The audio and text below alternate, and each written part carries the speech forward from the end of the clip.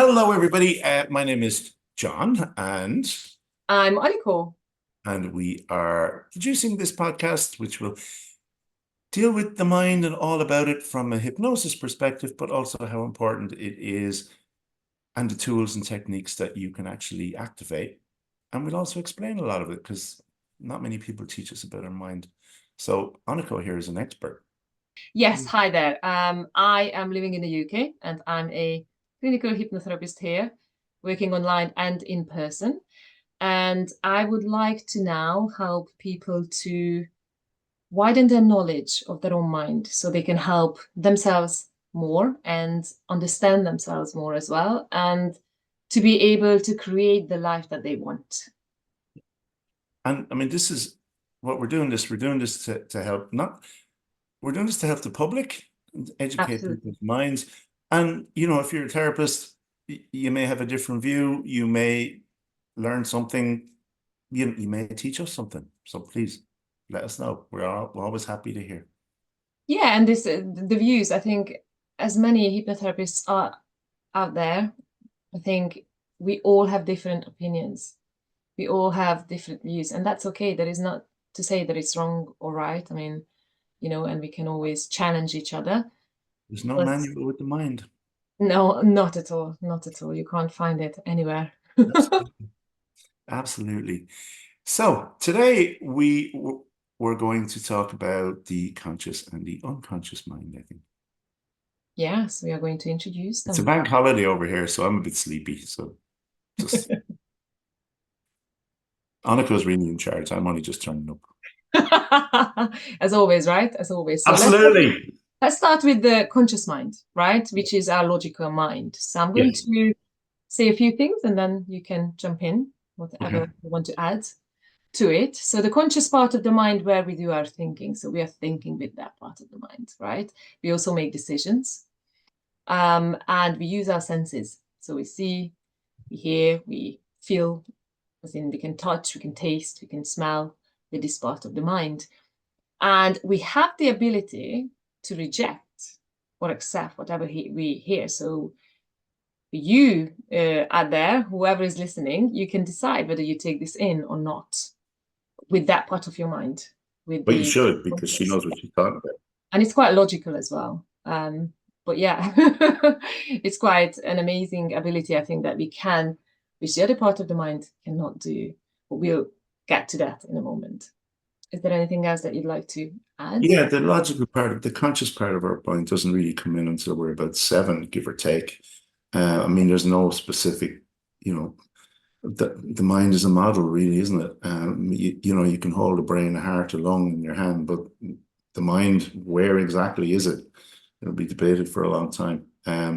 But I could have say a 3-year-old in here and just say to them, there's someone outside dressed in an Easter bunny outfit with an Easter bunny outside with loads of Easter eggs. They'd be out the door in a heartbeat.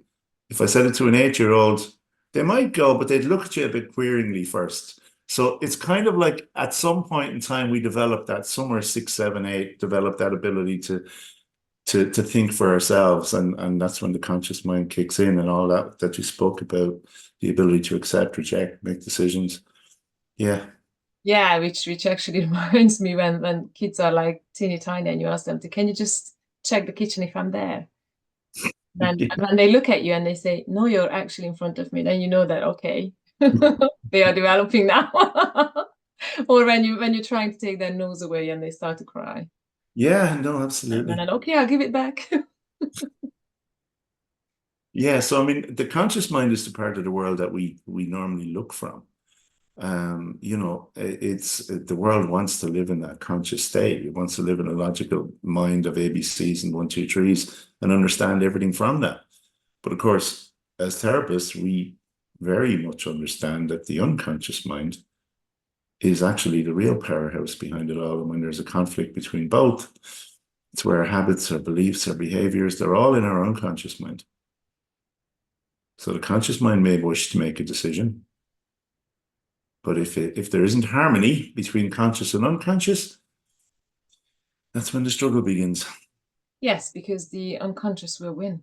That's the emotional mind. It will win. Feelings are always winning over logical thinking.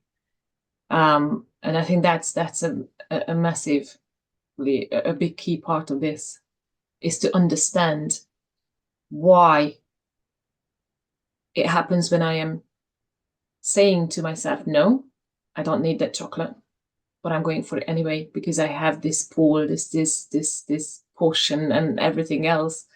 All the chemicals and hormones in that moment are all over the place, and then I just cannot say no to it, and I'm just gonna go through it and eat it. But then logically, with my conscious mind, I know that no, that's not really going to help me. And it's because the emotional mind wins. Yeah, I mean, the emotional mind will always win in the long term if it's not addressed. I mean, If it's, yeah, of course, yeah. it's not addressed. I mean, I suppose in essence, what we do today, society likes to medicate it or talk through it, but it's actually emotional. So that's where actually hypnosis is really, really powerful because it works with the emotional mind. And that's ultimately, if we can access the emotional unconscious mind, there's no willpower battle then. It becomes easier. Yes, yes. It's just natural, isn't it? Yeah. It's natural. It's like there is no push toward that thing or pull. Yeah, because like you'd often say people who want to lose weight or whatever, and they're fine during the day, but there's this constant battle going on in their head because everybody knows what we should or shouldn't do, as he said. Um, but when they're tired, then that's when that willpower battle becomes a much harder. So late in the evenings or a time of heightened emotion, and it's like it's gone. I've just reached for it. Yeah, And that's because the belief is still there. yeah, absolutely. But I think this is true for anxiety or any kind of other emotional Everything. state, because and also because we have to make so many decisions throughout the day from the second we wake up. What are we going to wear? Brush my teeth, have a shower, how I'm going to make my hair if we have hair. Okay, stop slagging me there, you. But so little teeny tiny decisions The that we most have to important make. decision of my day, what I do with my hair every day. That's why I brought it up. But yeah, and so by the afternoon, we do become a bit more tired of that. So we lose that willpower. And yes, we know with the feelings as well that, for example, if I'm prone to yell, and that's just an example, then yes, in the using my willpower, and I know I shouldn't yell, but by the afternoon or late afternoon, evening, I will lose that, and then I will that whatever is causing the yelling, whether it's rage, anger, whatever that is, it will win, and it Yeah, will make me yell. it will ultimately, absolutely. Um, and I suppose, like, I've often have a conversation with clients where, I'd say things to them like, um, people teach you how to drive, how to eat, how to dress, how to clothe, how to whatever. Um, but nobody teaches you how to manage your mind. No, Yeah. unfortunately. And if you don't manage your mind, you won't eat properly, you won't exercise properly, you won't take care of all the things that you need. Um, and so it is so important that we actually address the cause as much as possible so that people's minds are free just to achieve the things they want to achieve. And also to learn that actually it is okay to not be okay.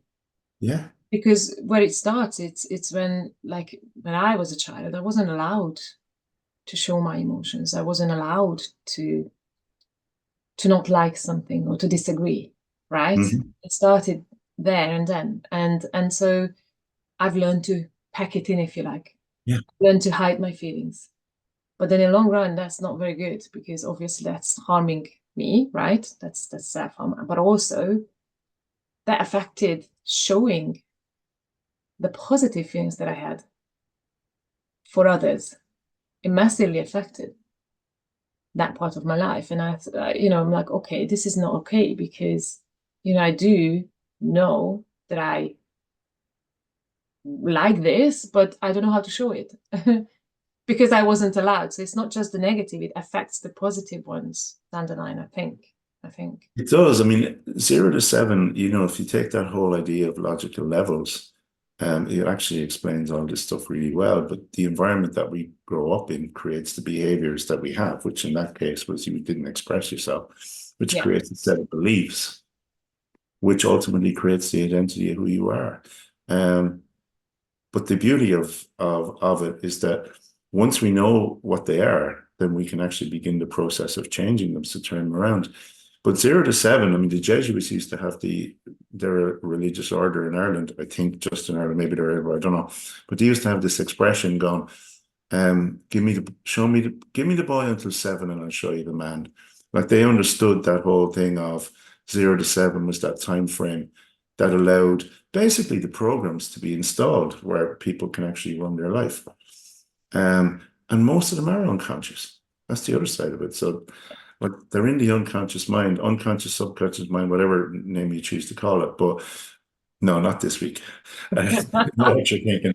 Um, but they're in that mind, and we've forgotten many of them. We've forgotten those incidents, those times, and they only come to play when we're feeling sad about something, or we're not getting the result that we want on something, or we can't achieve what it is that we want.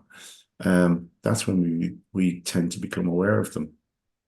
Yeah, and then just to help the audience understand more of this, age of 7 and everything starts to change roughly about that time is before that, there is no filter between the conscious and the unconscious mind. And that's what we say when things start to change, when kids start to ask questions or talk back even, is when they are starting to really think about things, whether it's true what mommy is saying or whether it is whether it's not. But before that, and remember we said that the conscious mind has the ability to reject, the unconscious or subconscious mind doesn't have the ability. And because the filter is not there, the conscious mind cannot help the unconscious to reject things. So everything that we hear, see, experience, from authority figures, from life, from TV, radio, is just dumped into the unconscious, subconscious part of our mind. But then once we start to develop that filter, the critical faculty, then that's when we start to question things. Is it really true? Is it really good for me? Or, I think No, it's no, an that's important absolutely part to understand why we believe everything when we are 3. Whatever they say, we just believe. It's because we don't have the ability to question absolutely it. absolutely. And we basically become programmed. We Yeah, become programmed at that stage of our lives, and those programs just they guide our lives. I mean, you're aware. I've just done one, and I'm in the process of doing another workshop on adoption. And those, like the programs that are installed in those first couple of weeks or months of life, um, life happens on top of that, but they're the foundation stuff that takes place. And all the way up to 7, it's pure foundational. Um, and often, I suppose it might frustrate us if things aren't working out the way we want them to work out. But we're not aware of why. mm, And if there was a key message that we could probably get out, and you can amend or add to this message, but is that once we there is a cause. There's a cause to what's going on behind in the unconscious mind. And once we can identify what that cause is, through hypnotherapy, we can actually reframe it. So you don't need the medication. You don't need to suffer. You don't need the willpower battle. We can exactly. actually be a Suffering. very easy change. Um, you know, and it's just about creating an awareness of that so that people can actually understand it and be more open to hypnotherapy as a solution. Yeah, exactly. Because as you said, you don't need to continue to suffer Yeah, correct, pain, emotional, whether it's physical, whatever it is. But um, correct, it can be reduced and it can be actually released as well. In correct. many cases, but it's different for everyone, obviously, and in really um, whatever the situation is. Yeah. But And it doesn't even have to be all about releasing trauma and stuff. It can be about actually creating the future that you want, yeah, because the unconscious mind has so many resources. I mean, ultimately, it's aware of everything that's ever happened. yeah. And and I think the beauty of it is that it's your choice. It's your choice how you want to go about it. So this is where I am in A. I want to get to B. So these are the options. Which one do I choose? And they are Yeah, all going to, in one way or another, get you to B, whether it's, as you said, releasing it, or whether it's, just seeing it differently. correct. What kind of healing you choose. But I think now, up to this point, we've learned so many ways of doing it, and it's beautiful. It's beautiful. It's more tailored to personal needs now and Right. personal preference, isn't it? Yeah, because we all see the world differently. Perception is absolutely everything. You know, you'll see the world differently to me. A friend of mine's a Liverpool supporter and I'm a United supporter. We see the world differently, but we both see the same game, as he keeps reminding me about that 7-0 scoreline. Thank you, Philip. But like we just see the world differently. And it is about perception. So it's about achieving what it is that we want to achieve, whether that's release of trauma or whether that's achieving a goal for the future. It's Yeah, all within the power of the mind. Visualization has been part of athletes' life for years. All the successful ones use it. It's self-hypnosis. That's all it is. it really is. It really is. Many a times I'm hearing people say that we are dehypnotizing ourselves once we step on Say it this all the journey, time. which again, it makes you think. Yeah. But yeah, absolutely. It's a standard line of mine when someone walks in here, particularly afraid of hypnosis. They go, well, I'm not here to hypnotize you. I'm here to dehypnotize you from what you believe. Yeah, yeah. Mm. And I love, someone gave me the expression once, what is hypnosis? And the best description was that I was given was imagining things differently. And I thought, yeah, that's exactly what it is. Hmm, Exactly what it is. Imagining things differently, taking one belief that you have, imagining a different one and making it your reality. I love that. I love it. Yeah, yeah. Beautiful. So let's move on to fight, flight, freeze, response then. I'm freezing right now. I'm terrified. If I was flight, I'd be out the door and you wouldn't see me. Yeah, yeah, absolutely. If I was fighting, I'd be shouting at you. So I'm not doing it. I'm just freezing. Wouldn't you say that instead you're just in a relaxed state? A Yeah, cool, you could do relaxed that. That state. would be quite true. Very true, actually. Yeah, absolutely. So we've talked about the conscious mind. We've talked about the unconscious mind, and let's talk about this response now that we I have. think we've rambled through both, have we? Hmm? I think we've rambled through both, have we? We've Yes, meandered. We acted a bit like the unconscious mind. It wasn't straight. It was kind of meander like route. But I think we've covered all the bases. I think so. And if not, then we'll cover it next time. Absolutely. There you So go. the whole point here is to educate people about it, and hopefully we are going to receive some questions, and then next time we can answer Absolutely. those questions. So, would you like to start with the? Well, the fight, fight, freeze mechanism is this yoke. It always replicates. Okay. There's always one handy nearby, but it's our amygdala. And it is literally this whole part of our brain that its job is to protect us and keep us safe. And that's all it's ever doing. And if we ever get a fright, it just shoots up like this and it causes us to react so that we get ourselves safe. And when we realize we're safe, it goes all the way back down again. Um, but do you know what you did on Christmas Day? If I really think about it, yes, I do. Okay, do you know what you did on the 15th of January? No clue. Okay. Why? It's later. It wasn't important, There you go. So probably.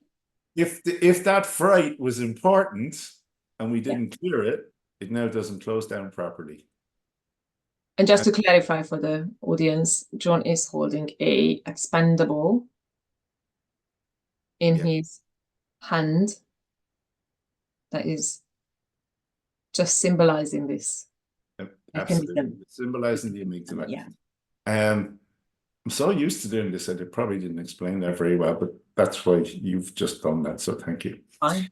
Anyway, and the next time we get a fright, this will cause us to react. And if that's significant, it comes down less. Now, we've two types of response, of course, or three types of response, which we've spoken about.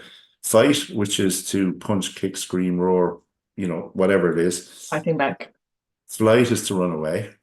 Or freeze is kind of curl up in a ball and just hopefully the whole thing passes. And their job is literally to keep us safe. That's the whole issue. That's literally what they're trying to do. But we need to process any emotions that are within those. And if we hold on to that emotion, then we've cortisol, electrical impulses, adrenaline flowing through us. And that keeps us in a state of fight or flight. Yeah. Or freeze. Yeah. Then you get into the issues that come from that, because fight or flight causes stress. Stress. Yeah. And when we talk about stress, when this mechanism or response goes back to the natural state, we are still on some sort of stress level because we are moving around, we are thinking, we are doing stuff. So it's not about the sleeping state we are talking about. It's when it goes back to, so there's still a little bit of stress, but that's normal. That's like a natural state. But when it opens up and shoots, and then things happen, as you said, and then we have no way of letting it go, and it gets stuck. And then again and again and again. And then sometimes we just get to a state where it doesn't go back to that natural state. It doesn't go back to that stress level, does it? No, it doesn't. And that's the significance of events that we haven't processed that we're holding on to. And because we're holding on to them, it is releasing the chemicals that are flowing from them, cortisol, adrenaline, electrical impulses into our bodies. Over time, that wears down, keeps us in a fight or flight mode continuously anyway. And secondly, the immune system has to work much harder to keep the body healthy. So, what are the stats you'll hear? But stress is 90 to 95% of the cause of any medical illness. Yeah. The immune system has to work harder to counteract stress so your body's less prone to be able to heal you. Yeah. And I think this is when we have many events are stuck. Yes. And then all the emotions that are attached to them. And then we see the world through those emotions, through those experiences. Yes. And so if a new event comes up, we are already on alert, Right. if you like. And that's exactly why we repeat the patterns. We attract the same people into our life. We attract similar events. And react in the same ways. Reacting, yeah, because that's the foundation, if you like. Yeah. To start working on them, beauty happens, I think. That's it. Absolutely. Because once we start working on them and we clear and we start to heal them, then this starts to just come back down. Yeah. And then it just comes back to just that normal, happy, healthy state where we all want to be. Because happiness is an inside job. Oh, that was one of the biggest pills I had to swallow. When on my journey, years and years and years ago, I was searching for happiness, and I came across with this, that happiness is, I was like, no, it's not an inside job. Yes, it is. It's that person's responsibility and that person's, because that person said that, and I realized, actually, no. Happiness is there. I need to find it. I need to connect with it, and it's my job to do it. Some other people can add to mine, but they can only take away if I let them from And my they can only add if you let them to. Exactly. Yeah. That's where the positive. Remember when I mentioned it, that you need to know how to show. You need to know how to.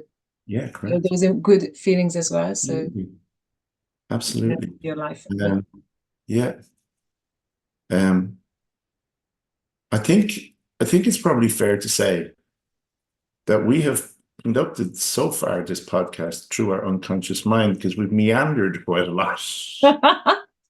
I think we've given a lot of information. A lot. There's an awful lot in there, actually, to be fair. Yeah.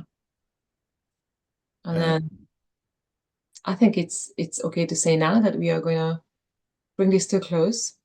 Absolutely. We're going to continue because we don't want to overwhelm people with information, but also give the opportunity to learn, to be Yeah, open-minded, absolutely. and feel free to ask questions, comments. Yeah. Feedback is It greatly really, appreciated. I mean, if there was two, I work a lot with medical stuff. So if there was two issues I could say to the world, I actually loved the Sisman podcast many years ago that I was listening to. Okay. And he would always ask the final questions of, um, if you couldn't take any of your information with you or couldn't leave, sorry, if all your information was leaving with you, if it was the last day on Earth and if you were leaving this planet and you could leave three pieces of information behind, everything else is gone, what would it be? Well, I'm only going to leave two actually. One is that your unconscious mind is an absolute superpower. And once you tap into using it, there really is no stopping anybody from achieving what it is that they want to achieve. And so is your immune system. That's another superpower. That's so you can be as healthy and as happy as you choose to be. Nice one. Nice one. I would add to that, knowing what you want can change your life. Because if you know what you want and you're true to yourself, as in what you want, that can be transformational. There's a whole podcast on that. Absolutely. For next time. That's another day's work. So, is it a goodbye from me?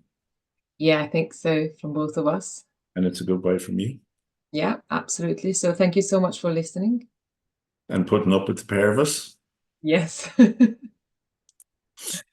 And no, thank you everybody very much. Yeah, there'll be a lot of editing going on here, I'm sure. Or not. Or not, but whatever. This is us. Yeah. With or No, without hair. stop that. And we just wish you all a wonderful day and hope that you will share this and we'll see you back here in a week's time. Yes, yes, yes, yes. All the best. Have a magical day and see you or talk to you next time. Absolutely. So from me, And from me. have a wonderful day wherever you are, whatever you're doing, and wherever in the world you are. And take care. Bye for now. Bye.